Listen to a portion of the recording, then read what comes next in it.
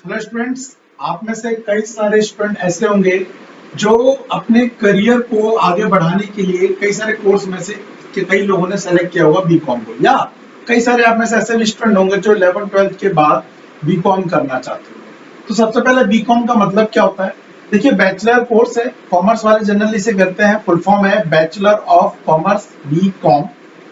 लेकिन कई सारे लोगों को ये लगता है कि अगर मैंने बीकॉम किया है तो बीकॉम के बाद मैं क्या कर सकता हूँ, इसमें क्या क्या स्कोप है। वही मैं आज आपके साथ डिस्कस करने वाला हूँ, बीकॉम क्या है और इसके अंदर क्या क्या चीजें हम कर सकते हैं। सबसे पहली चीज यहाँ पे आ रही है, अगर आप समझिए, बीकॉम डिग्री जो पहले वैल्यूबल थी उतनी वैल्यूबल अब नहीं रह गई है। क्यों नहीं रह गई मैं बता दूं। एक्चुअली क्या होता था पहले, नंबर ऑफ ग्रेजुएट्स, चाहे वो बीए हो चाहे वो एमए हो, आपने गाना सुना हो, एक लड़की चाहिए खास खास बीए एमए पास पास। तो बीए एमए पर का एक टाइम में बहुत बड़ी बात हुआ करती थी, bachelor of art, bachelor master of art. लेकिन अब तो bachelor of commerce, master of commerce की वैल्यू क्या हो गई है, कम हो गई।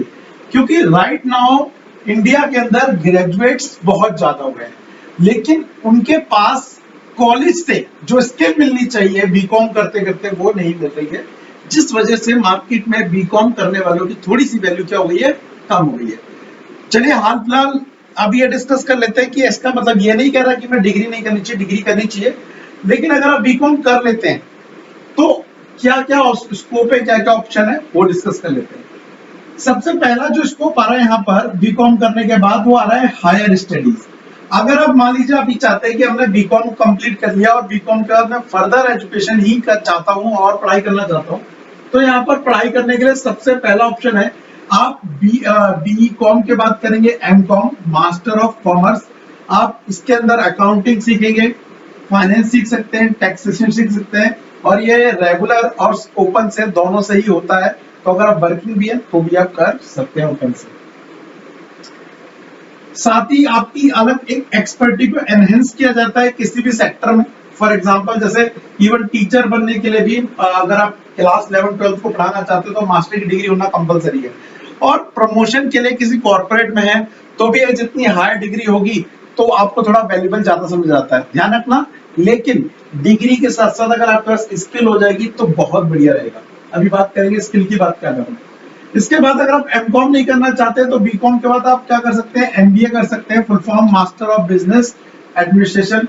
मेनली 3-4 सेक्टर में कराई जाती है, जैसे MBA in finance, MBA in marketing, MBA in HR and operations. ठीक है, आपका इंटरेस्ट किस चीज में है, फाइनेंस में, एचआर में, मार्केटिंग में, उस हिसाब से आप एमबीए कर सकते हैं।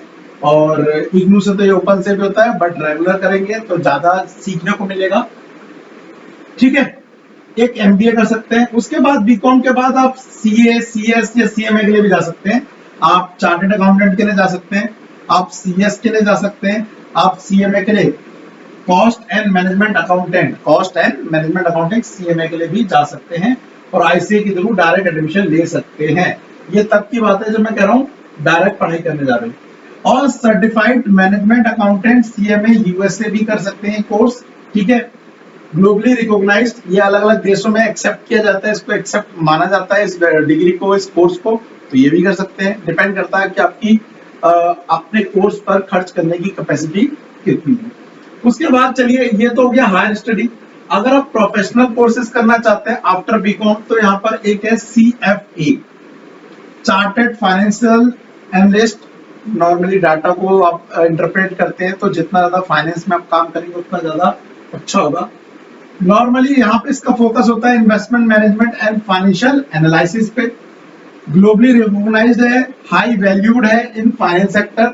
साथ ही अगर आप ये नहीं करना चाहते तो आप फाइनेंशियल रिस्क मैनेजमेंट कर सकते हैं। देखिए, जैसा आपको पता है primary market, stock market, mutual fund, जैसे जैसे इन लोगों में लोगों का चलन बढ़ा है, लोग इसमें इन्वेस्ट ज्यादा करने लगे हैं, तो यहाँ पर एक नई चीज आ रही है कि इसको मैनेज करना भी जरूरी है, इसका मैनेजमेंट, इसका रिस्क मैनेजमेंट करना जरूरी है। तो वही चीज यहाँ पर है, FRM, specialised risk management in the financial market. इसके अलावा एक जो नेक्स्ट कोर्स है आप कर सकते हैं यहाँ पर, वो है सर्टिफाइड पब्लिक अकाउंटेंट, CPA। ये लगभग सीए यूएसए में बराबर माना जाता है कि ये यहाँ से बंदा सीए करा हुआ और जिसने ये कर लिया, दोनों की लगभग काम वैल्यू बराबर है। या फिर diploma in banking and finance DBF, ये भी कर सकते हैं। ये आपको बैंकिंग सेक्टर में थोड़ा सा हेल्प करेगा काम करने में, जॉब करने में। इसके अलावा offered by Indian institute of banking and finance IIBF, ये कर सकते हैं आप। ध्यान रखना ये भी प्रोफेशनल के लिए बात कर रहा था। अब आते हैं, चलिए सर प्रोफेशनल नहीं करना है, पढ़ाई नहीं करनी है, और करनी भी है तो अपन से करनी है, जॉब का बताओ, जॉब क्या करेंगे बीकॉम के बाद। तो बीकॉम के बाद अगर जॉब करना चाहते हैं तो सबसे पहला जो सेक्टर है वो है आपका अकाउंटेंट बनना। देखो दो तरह के अकाउंटेंट होते हैं, एक होता है CA, जो सीधी 12th के बाद पढ़ाई करता है, जंप लेके अकाउंटेंट बन जाता है जाके, ठीक है। और लास्ट वीडियो मैंने बताया भी था आपको कि CA क्या होता है और CA की सैलरी कितनी होती है, बता दिया।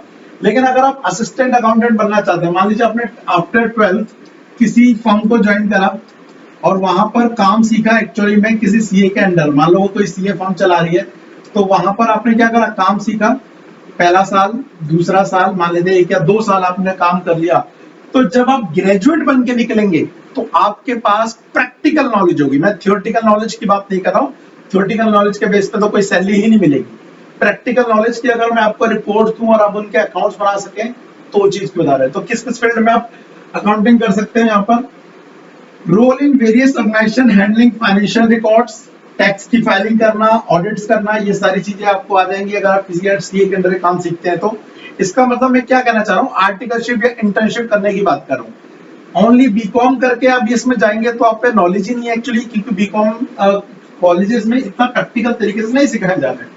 तो आपकी इसकी इंटर्नशिप करना बहुत ही जरूरी है, किसी CA के अंदर ये काम सीखना जरूरी है, भले ही सैलरी थोड़ी कम देगा बट सीखना जरूरी है। फाइनेंशियल एनालिस्ट बन सकते हैं, जहां पर आप फाइनेंशियल डाटा को क्या करेंगे, एनालाइज करेंगे, रिपोर्ट प्रिपेयर करेंगे, इन्वेस्टमेंट रिकमेंड करेंगे कि कहां पे करनी चाहिए कहां पे नहीं, तो ये भी आप कर सकते हैं।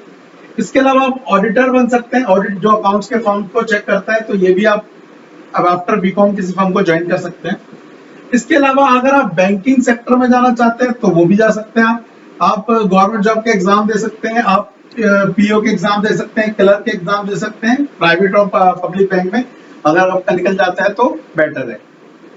उसके बाद इंश्योरेंस सेक्टर बहुत आज के टाइम में बहुत ज्यादा बूम हो रहा है, लोग इंश्योरेंस सेक्टर में अपना करियर बना रहे हैं, और आने वाले टाइम में इसका सेक्टर का बूम भी ज्यादा होने वाला है, क्योंकि इंडिया में लोग इंश्योरेंस बहुत कम यूज करते हैं, ये लोग लेते हैं, बट फ्यूचर में इसकी जॉब बहुत ज्यादा क्रिएट हो सकती है, तो ये भी एक काम है।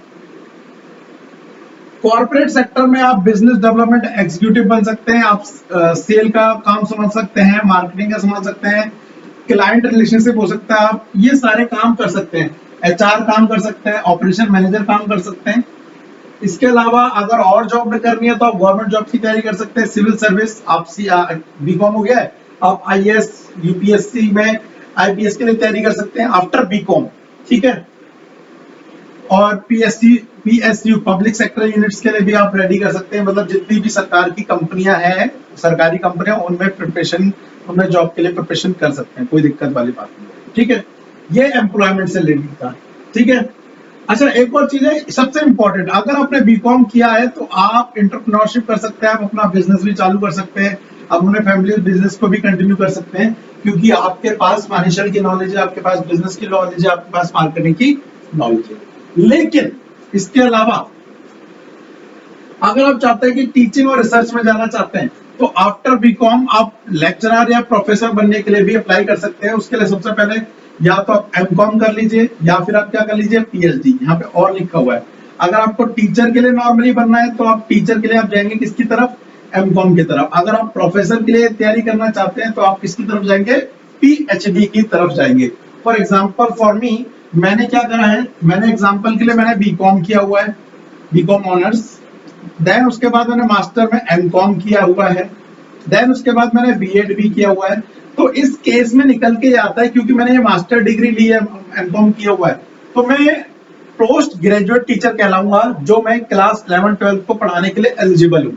अब मैं चाहे किसी भी स्कूल में पढ़ा सकता हूँ, प्राइवेटली पढ़ा सकता हूँ, ओपनली पढ़ा सकता हूँ, यूट्यूब पे पढ़ा सकता हूँ, कहीं भी। अगर डिग्री वाइज आप बात करें, पढ़ाने के लिए तो यूट्यूब पर तो कोई डिग्री की जरूरत नहीं है, बट क्वालिफिकेशन हो और अच्छा हो जाता है प्रैक्टिकल नॉलेज के साथ साथ। उसके बाद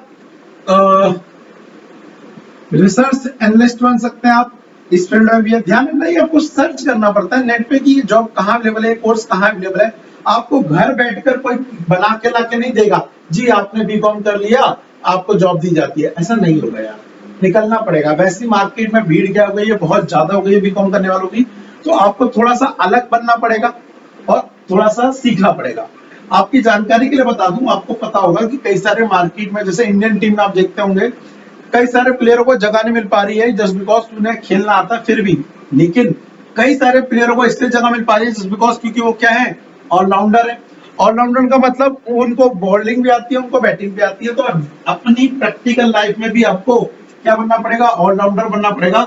आपको सारी चीजों की थोड़ी थोड़ी नॉलेज होनी चाहिए, लेकिन अपने सब्जेक्ट की प्रॉपर नॉलेज होनी चाहिए विद प्रैक्टिकल नॉलेज, ठीक है। इसके बाद बात करते हैं नेक्स्ट, आप सब एक इंपॉर्टेंट चीज आ रही है यहाँ पर, डिजिटल मार्केटिंग। आज ये बहुत आजकल बहुत चल रहा है। पहले पुराने तरीके से ऐड किया जाता था, बट आज के टाइम में सोशल मीडिया के थ्रू वेबसाइट में एसईओ किया जाता है, मार्केटिंग की जाती है, डिजिटल मार्केटिंग की जाती है। तो ये भी आप सीख जाते हैं तो यहाँ पर भी आपके जॉब मिलने के चांस बढ़ जाते हैं। बट मैं इसके लिए ये नहीं कहूंगी हजारों रुपए खर्च करो, कुछ रुपयों से अगर आप ये सीख सकते हैं तो ज्यादा अच्छा है, ज्यादा बेटर है। डाटा एनालिस्ट कर सकते हैं, ई कॉमर्स कर सकते हैं। तो इन शॉर्ट में बोलूं तो करियर आफ्टर बीकॉम बहुत सारे स्कोप ओपन है, बट डिफरेंस बस इतना है, थोड़ा सा आपको अलग करना पड़ेगा, थोड़ा सा आपको प्रैक्टिकल सीखना पड़ेगा। ज्यादा कुछ नहीं समझ आ रहा है, मैं क्लियर कर देता हूँ, इतनी सारे मैंने बताने में था। अगर आपको ज्यादा समझ नहीं आ रहा, आपको लग रहा है मेरा फाइनेंशियल बैकग्राउंड उतना अच्छा नहीं है, जस्ट एक सीए ढूंढो या एक सीए की फर्म ढूंढो और उसके अंडर जॉब्स करो। जॉब मतलब 6 महीने 1 साल जॉब करो, काम सीखो वहां पर, कैसे रिकॉर्डिंग होती है, कैसे ऑडिट किया जाता है, एंड देन उसके बाद 6 महीने या 1 साल बाद दूसरी फर्म ज्वाइन करके एक अच्छी सी सैलरी पे लग जाओ, देन स्विच करके दूसरी सैलरी पे जाओ, फिर स्विच करके दूसरी सैलरी पे जाओ, और ऐसे कर करके आप 20-50 हजार 80 हजार रुपए कमा सकते हैं बीकॉम करने के बाद भी। तो it's all depend on you कि आप अपनी बीकॉम करने के बाद अपने ऊपर कितनी मेहनत करते हैं। बाकी और किसी टॉपिक के ऊपर अगर आपको वीडियो चाहिए डिटेल में एनालाइज करना है तो मुझे बताइएगा, मैं उसके ऊपर डिटेल वीडियो बनाऊंगा। तब तक के लिए थैंक यू, बाय बाय।